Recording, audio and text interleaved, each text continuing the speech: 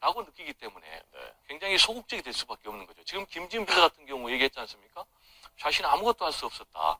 주변 사람들에게 SOS를 쳤는데도 전혀 소용이 없었다. 그리고 제2, 제3의 피해자가 있을 것이다. 그리고 내가 이렇게 방송에까지 나온 이유는 국민들이 저를 지켜주십시오. 라고 소리했지 않습니까? 이제 그런 부분이 하나 있고, 두 번째로는 아무래도 권력 관계에 있다 보면은 보상을 좀 줄 수 있다. 이런 생각이 듭니다. 여러 가지로 보상을 줄 수 있기 때문에 그런 이제 아직까지는 안 터져 나왔는데 이게 시발이 돼가지고 앞으로 계속해서 제가 볼 때는 터져 나올 가능성이 높다고 보고요. 그래서 아마 지금 유력 정치인들 중에는 이 사건을 계기로 해서 상당히 좀 두려워하는 그런 분들도 있지 않나 이런 생각도 듭니다. 네. 좀 더 피해자의 심경, 자신이 얼마나 불안해하는지 이런 부분들을 일단은 저희가 봤는데요. 이런 경우에, 이런 사건의 경우에 피해자들은 어떤 심리이고 또 어떤 상황이고 그렇습니까? 피해자는 설사 아무리 험한 꼴을 당해서 성폭행을 당했다 하더라도 고소하는 데 굉장히 주저를 많이 합니다. 그래서 가장 피해자가 보호받을 수 있는 경우에는 어떤 성폭력의 피해자가 됐을 때 즉시 고소하고 신고하는 것이 어떻게 보면 가장 보호를 빨리 받을 수 있는 길임에도 불구하고 본인의 어떤 유치, 또 직장이면 직장 내에서 유치, 그 향후 가해자의 어떤 사회적인 지위, 명망 그런 걸 생각을 하게 되죠. 또 내가 고소를 했을 때 저쪽에서 그게 아니라고 무죄나 무혐의를 다툴 때 나에게 돌아올 피해는 뭔가. 그리고 되게 선거 관련된 범죄 자체는 이제 밀폐된 공간에서 이루어지는 거거든요. 그러니까 안희정 지사도 마찬가지죠. 김지은 씨와 안희정 전 지사의 어떤 방에서 밀폐된 공간에서 이루어지기 때문에 과연 저렇게 힘이 센 사람이 있는데 내 말을 믿어줄까? 거기에 대한 굉장히 두려움이 있는 거죠. 그렇기 때문에 굉장히 좀 망설인다고 볼 수가 있고, 그래서 이제 미투 운동 자체가 사실은 이제 그런 부분에 있어서 굉장히 용기를 주는 그런 어떤 사회적인 어떤 트렌드라고 볼 수 있어요. 그래서 물론 고소를 하고 나서 또는 신고를 하고 나서 어떤 상대방이 특히 엄청나게 많은 경우에 있어서는 합의한 관계다 이렇게 다투는 경우가 많이 있거든요. 그러면 그게 법정까지 가게 되는 경우에 있어서 이제 피해자 입장에서는 법정에 증언도 서야 하고 또 경찰서 불려다녀야 하고 경우에 따라서는 거짓말 탐지 조사도 해야 하고 이런 여러 가지 부담적인 요소가 굉장히 많죠. 그러니까 그 부분을 좀 여쭤보고 싶었는데요. 만약에 이제 가해자 쪽에서 이거 합의해서 했었다라고 끝까지 주장하면 꼭 이 경우가 아니더라도 피해자는 명백하게 폭력에 의한 것이다.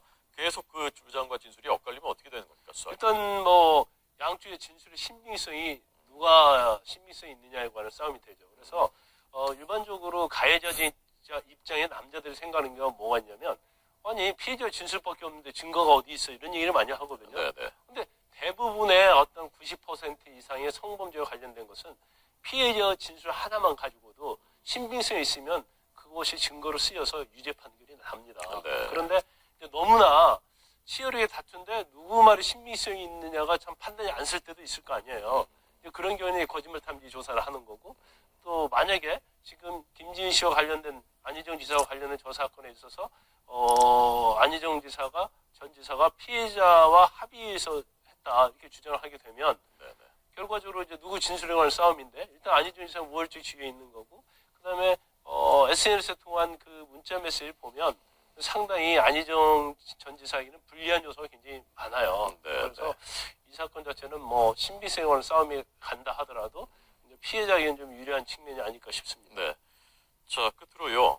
지방선거 이제 99일 남았는데 오늘 이 대형 변수가 돌출했단 말입니다. 실제로 지방선거에도 어느 정도 영향 미칠 것이라고 보시는지 하고 아직은 조금 이릅니다만은 차기 대권 구도 변화가 불가피하다고 하셨는데 어떤 방향으로 변화할 것으로 보시는지. 제가 볼 때는 이번 6.13 지방선거에 엄청난 이게 대형 폭탄이 터졌다. 저는 그렇게 봅니다. 그래서 지금 두 가지가 크게 바뀔 것 같은데 하나는 이제 프레임 자체가 바뀔 것 같습니다. 지금 이번 지방선거는 어쨌든 간에 적폐청산이냐 정치 보복이냐 이 프레임 가지고 계속 가고, 또 하나는 중간평가, 이 두 가지 프레임을 가지고 결국은 여야가 계속 격돌해서 유권자가 선택을 하게 됐는데, 지금 이번에 이 미투 운동에 의해서 정치권에서 이 문제가 터졌기 때문에 제가 볼 때는 이것이 중요한 프레임이 돼서 여야 정치 모두에게 엄청난 폭탄으로 다가갈 것 같고요. 그러다 보니까 이제 이거는 지금 보수와 진보의 문제가 아니지 않습니까? 그래서 이 미투 운동에 만약에 연결된 정치인이 있을 경우에는 이번 지방선거에서 그는 여당 후보든 야당 후보든 제가 볼 때 치명타를 입을 수밖에 없겠다. 그 얘기를 좀 드리고 싶고요. 두 번째는 지금 전체 선거 판세가 상당히 바뀌고 있는 것 같습니다. 그게 무슨 얘기냐면은 안희정 지사 같은 경우에 충청 대망권을 얻고 있었고 자신들의 측근이 대부분 이번에 뭐 충남도지사라든지 대전시장이든지 다 지금 나가서 사실상 지금의 여론조사대로 하면 이제 순풍을 타고 그대로 당선되는 상황인데 이 4개의 충남 지역 지자체 선거 자체가 흔들릴 수 있다. 이렇게 말씀드릴 수가 있고요. 그리고 또 지금 수도권에서는 현재는 굉장히 쉬워 보이지만 야권이 후보 단일화를 선거를 통해서 하게 될 경우는 결코 쉽지 않은 선거가 전개될 것으로 예상이 됐는데 지금 이 파문이 터졌기 때문에 이 파문에 따라서 앞으로 어떻게 될지 좀 더 지켜봐야 될 그런 상황 같고요. 이제 대권 구도와 관련해서 이제 아까 말씀드린 대로 차기 여권의 강력한 대권 주자가 낙마했기 때문에 그 구도 자체가 흔들리고요. 또 제가 볼 때는 다음에 유권자들이 선택하는 기준이 바뀔 것 같습니다. 제가 볼 때 차기 대권에서는 이 도덕성 문제가 가장 중요한 대통령 후보 선택의 기준으로 부상하지 않을까 이렇게 생각이 듭니다. 네. 자, 오늘 안희정 전 지사가 사퇴했고 사표가 수리됐습니다. 이후에 파장이 계속될 것으로 보입니다. 배종호 교수님, 김광삼 변호사님 두 분 분석 잘 들었습니다. 고맙습니다. 감사합니다. 과 관련한 논의를 시작하는지 묻는 취재진 질문에 조사한 내용이 정리되면 소환 일정 협의를 시작할 것이라고 밝혔습니다. 문 총장은 오늘 협의를 하느냐는 질문에는 아직 정해진 것은 없다고 답했습니다. 이 전 대통령의 각종 의혹을 수사하는 서울중앙지검은 이번 주 중에 문 총장에게 수사 경과를 정리해 보고할 것이라고 전했습니다. 군 사이버사령부의 대선기 의혹에 대한 국방부 수사를 축소하도록 지시한 혐의를 받는 김관진 전 국방부 장관의 재구속 여부가 이르면 오늘 밤에 결정됩니다. 김 전 장관은 지난해 11월 군사이버사의 댓글 공작을 지시하고 보고받은 혐의로 구속됐다가 11일 만에 법원의 구속적고 심사를 거쳐 풀려났습니다. 김 전 장관의 말을 들어보시죠. 지금까지 국가방위를 위한 제 본연의 소임을 충실히 이행해왔다고 생각을 합니다. 모든 것은 사법부 판단에 따를 겁니다. 사학재단을 통해 20억 원에 가까운 불법 자금을 받은 의혹 등이 제기된 홍문종 자유한국당 의원이 오는 9일 검찰에 소환됩니다. 친박계로 여당 사무총장을 지내기도 했던 홍 의원은 2012년 자신이 이사장으로 있는 사학재단 경민학원이 외부에서 기부받은 돈 19억 원을 빼돌린 혐의를 받고 있습니다. 중앙선거관리위원회는 오늘 2016년 20대 국회의원 선거 과정에서 민주평화당 박준영 전 의원의 금품 수수 행위를 신고한 제보자 A씨에게 총 2억 6천만 원의 신고 포상금을 지급하기로 했다고 밝혔습니다. A씨가 받은 2억 6천만 원은 2012년 19대 총선 때 제보해 3억 원을 지급받은 B씨에 이어 역대 포상금 규모로는 두 번째로 많은 금액입니다. 겨울방학을 맞아 해외 여행객이 늘어난 반면 중국인 관광객 감소세가 지속하며 여행 수지 적자가 신기록을 세웠습니다. 외국인이 국내에서 쓴 여행 수입이 10억 9천만 달러에 그친 데 비해 내국인이 해외에서 쓴 돈인 여행 지급은 사상 최대인 32억 4천만 달러를 찍었습니다. 강화된 재건축 안전진단 기준이 오늘부터 시행되면서 이번 주에 안전진단 용역 계약을 체결하려던 서울 재건축 단지들의 움직임에 제동이 걸렸습니다. 일부 단지들은 시행 직전에 용역 계약을 체결해 가까스로 강화된 안전진단 기준 적용을 피할 수 있게 됐는데요. 앞서 국토부는 재건축 안전진단 기준의 항목별 가중치를 구조 안전성은 20%에서 50%로 올리는 대신 주거 환경은 40%에서 15%로 내리는 방식으로 재건축 안전진단 기준을 붕괴 위험 위주로 바꿨습니다.